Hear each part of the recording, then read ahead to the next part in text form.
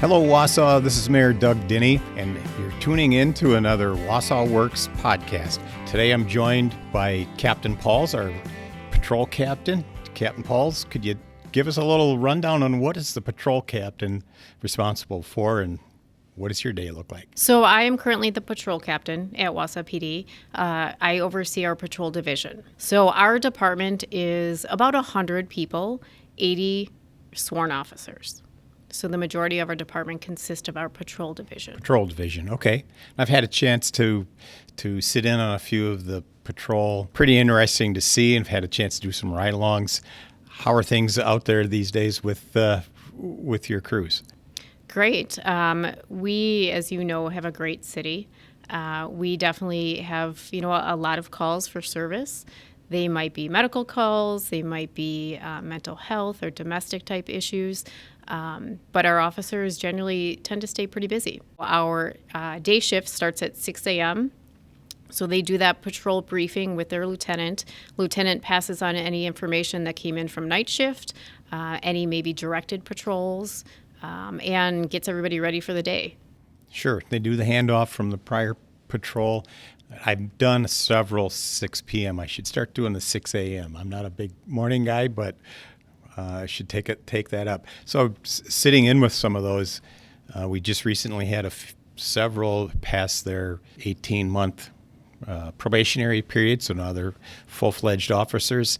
A few more youngers coming up through that, a mixture of senior people. How does that balance work? How do we recruit people? How do we keep that force in strength? So we always like to really show people, first of all, what a great city we live in, as well as a great department. When we start recruiting, there's a lot of opportunities for our officers. So some of the things that we look at, just getting the word out there is Wausau is a great place to live. It's a great place to raise a family. I'll second that. Yeah, me too. And it's a great place to just grow. And once you're here, many people generally stay. As we say at our department, we hire for character and we train for skill. So we look for people with different backgrounds. We've had a lot of career changers, which is great, come in with some life experience. We don't want every officer to do things the same way. So we're always looking for, different people and different life experience when we do recruiting. Sure. So diversity of experiences, diversity of practice, thoughts. Not everybody solves problems the same way. Right. We're a big enough department that we're able to send people to the academy, too. And that really attracts a wide variety of people. So the Law Enforcement Academy is 720 hours. In order to attend that academy, you need some college credits before that. So we're able to hire and send recruits to the academy. When you're looking at 720 hours, it's about 4 or 5 months. Once they graduate the academy, they come back to us, and then they start their field training program. That in itself is another 5 to 6 months. So generally when we hire candidates, they're not on their own out of training for about a year. Okay, so they ride along with someone more experienced, they pick up the experience, they see how traffic stops work, get to know the city. So there's a lot involved in just from the hire to, hey, here's your badge and gun, let's go. Absolutely, yeah. We want to make sure that we're training great officers. So yes, their field training program is lengthy. By the time they get out, they're ready to be on their own and handling calls. Although that doesn't mean that they're always on their own. A lot of the calls that we, have to go to are multiple officer calls. And we have great resources like our patrol lieutenants who are always available to assist when needed with questions, which always pop up. No 2 calls are ever the same. So even though our officers come out of training with a lot of experience, it's amazing to see the different variety of calls that they get.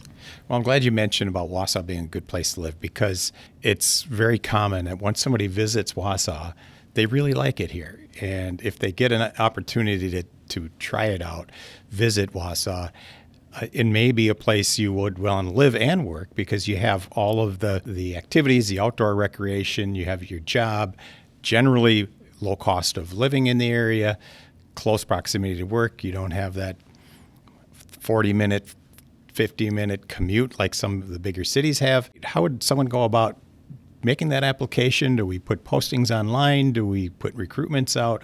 Where are you trying to gather your recruits? We only accept applications when we're ready to hire. So when we are at that point, you will start to see advertisements go out. We use social media a lot, so our Instagram and Facebook pages. We will also travel to local colleges, specifically generally the technical colleges. So like currently at North Central Technical College here in Wausau, they have an academy going on. So that 720-hour academy, and we're able to go over and talk to students. That's one thing that we do is go into, local colleges, go across the state to other technical colleges. But really, I think our presence on social media in trying to get our word out there, going back to it's a great place to live and work, we want to get that message out. So talking to any young people looking to get into the career, what would you recommend if they're in school yet, if they're in high school or college? What kind of coursework should they be looking at, or are there things they could do to prepare themselves for an eventual application? Yeah, I think when students are especially looking at maybe joining this profession in high school, I would say start looking at a college that meets your needs. We have people that go to both 4-year degrees and 2 years. Being well-rounded is really, I think, one of the most important things to becoming a police officer. You don't necessarily have to go down the path of looking at a criminal justice degree. I always suggest looking at things that you actually really have an interest in. Maybe it might be psychology or communication, but really just getting any type of degree and having some of that life experience is important to start. Well, ultimately, your role in communicating, whether it's to subordinates, superiors, to the elected officials, because that's probably a big part of it as well.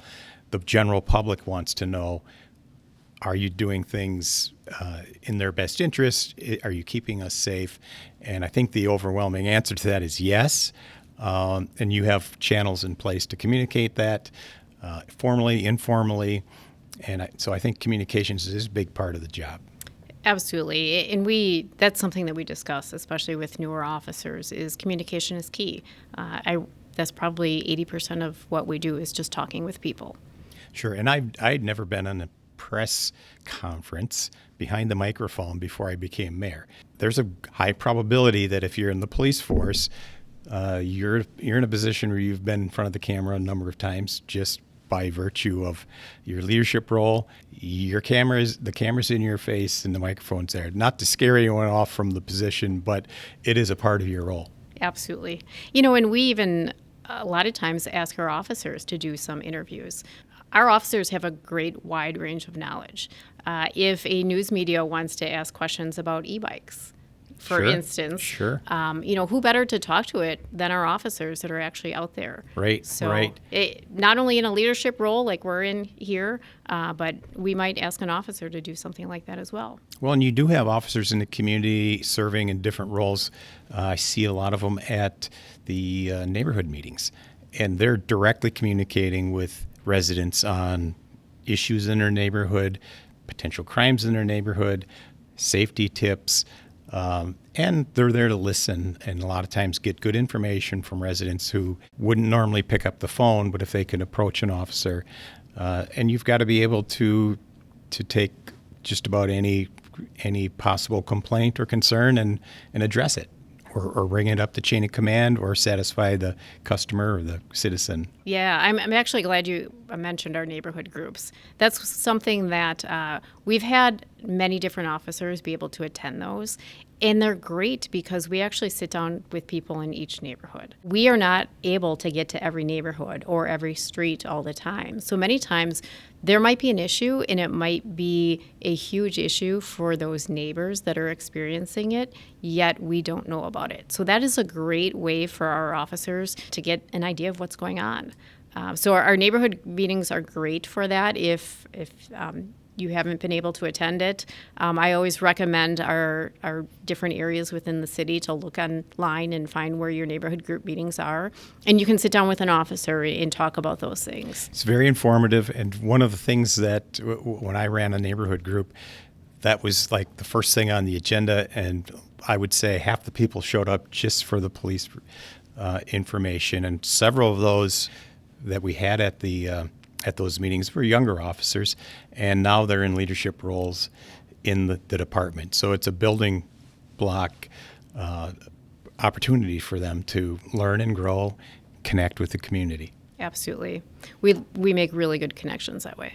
So wrapping up, what do you have to say? Could you give us a final point on patrolling Wausau?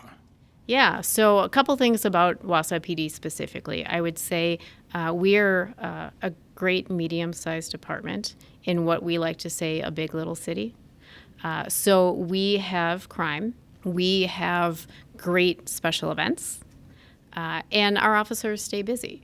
So our patrol officers, again, work 12-hour shifts. During that shift, they respond to non-emergent calls. They respond to emergent calls. They may have time to do some patrols, such as speeding, looking at certain areas within the city that maybe we have complaints about, different issues. And then we always encourage them to get out and make contacts when they can, too. Sure. So, I saw a lemonade stand recently, and an officer stopped by and, just kind of sat outside and chatted with the kid that was having the lemonade stand, which is always something that we encourage our officers to do.